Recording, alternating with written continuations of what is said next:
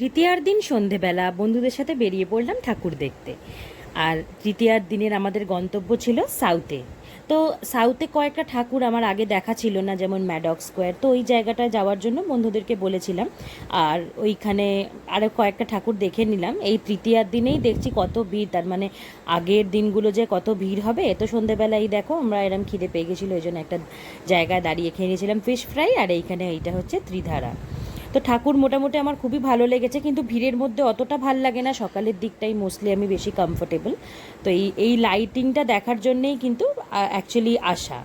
যারা লাইট দেখতে পছন্দ করে তারা অবশ্যই বিকালের দিকেই আসবে। তো খুব ভালো কাটলো দিনটা। মানে এবছরের প্রথম ঠাকুর দেখলাম আজকে, খুবই ভালো লেগেছে। তো তোমরা সব প্ল্যান তৈরি করে ফেলেছো তো? আর অলরেডি নিশ্চয়ই তোমরাও আমার মতো বেরিয়ে গেছো। আর এই দেখো না, লাইটের তলায় কি সুন্দর লাগছে না গাড়িটা। আর লাস্টে বাড়ির আসার আগে ডিনার করে নিলাম চাউম্যানে।